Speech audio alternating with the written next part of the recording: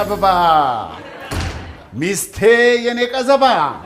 ባልሽ ደስ ይለዋል አምሽቶ ሲገባ ሂሩቴ ገና ሳይሽ ሐሳብ በህሊናዬ አልፎ አእምሮዬ ላይ ሲፈስ የሚታወቀኝ ነገር ሂሩቴ ሲኖር አይደል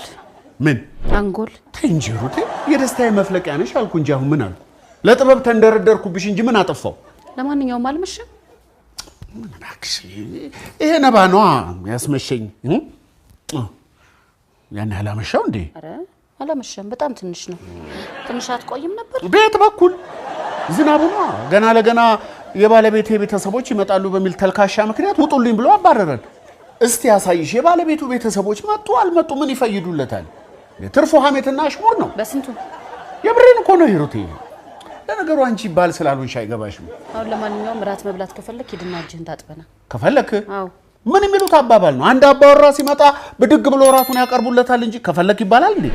ነውር አይደለም ዛሬ ደግሞ ይሄንን ነው አስጠንቶ ይላኩ ምን ያስጠኑኛል እንደማንኛውም ኢትዮጵያዊ አባወራ ከግዴታ ይልቅ እኮ መብቴን ጠንቅቄ ማውቅ ሰው ነኝ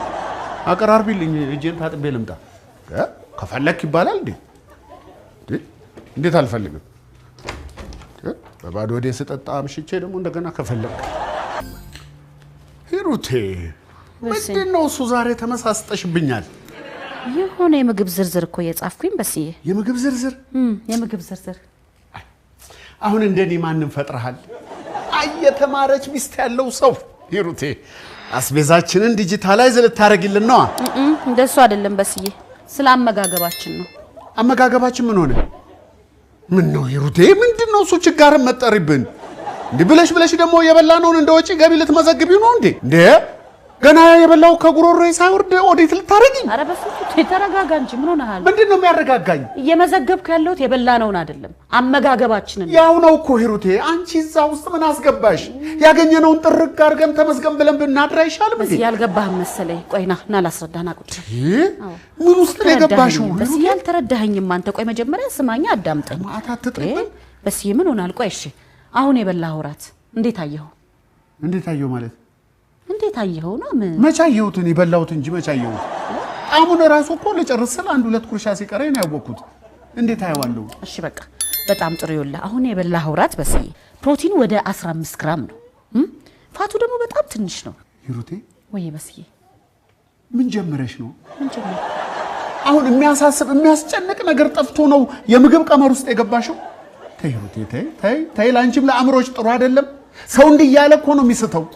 በስዬ አመጋገባችን እኮ ጤነኛ እንዲሆን ብዬ ነው ጤናማ አመጋገብ እንዲኖረን ነው ይኸውልህ እድሜያችን ራሱ አመጋገባችን ላይ የተመሰረተ ምን አልኩ ይሄው እንደፈራሁት ብለሽ እድሜ ቀጥላለሁ እያልሽ ነው ኧረ ተይ ሂሩቴ ተይ ወደ ቀልብሽ ተመለሽ ስተሻል በስዬ እስቲ አዳምጠኝ መጀመሪያ እኔ በጣም የገረመኝ ነገር ልንገርህ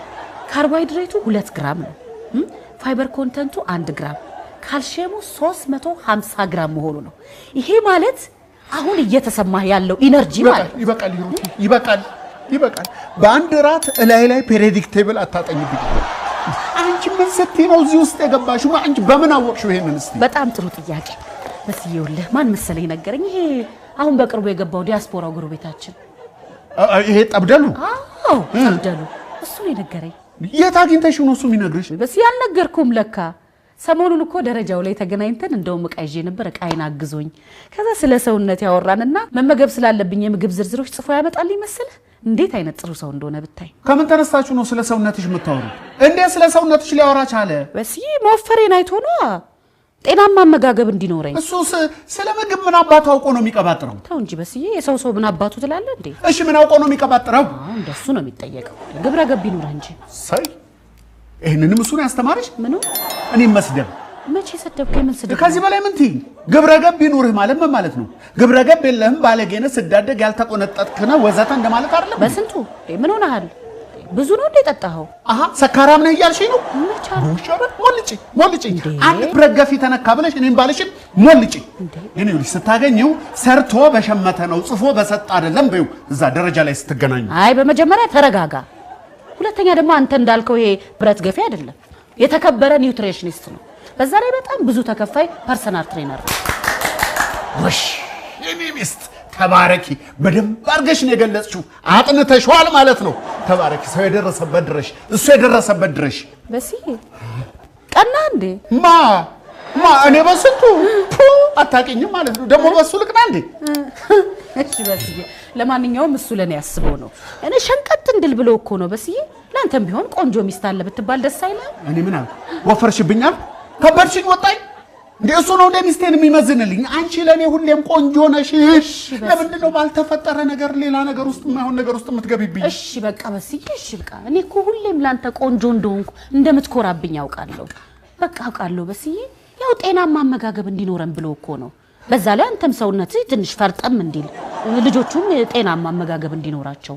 ለራሳችን ለኔም ሰውነት ሸንቀጥ ብንል ምን ችግር አለው በስዬ የበለጠ ውብ እንደሆንልህ እኮ ነው እንጂ ለክፋት አይደለም በስዬ ተው እንጂ በቃ አሁን ተነስ አንተም ደክሞሃል እኔም ደክሞኛል እንተኛ በቂ እንቅልፍም እኮ ወሳኝነት አለው ብሎኛል ማለት ጠቃሚ ነው እኮ በስዬ ተነስ በቃ ጧት ደግሞ በፋይበር የበለጸገ ምግብ አበላሃለሁ ማነው እንበላለን ናንቺ ከተኛ ና በስዬ ናንቺ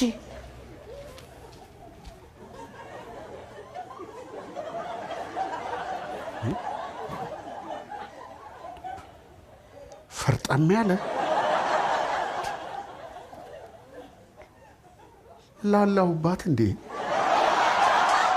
ረገብኩባት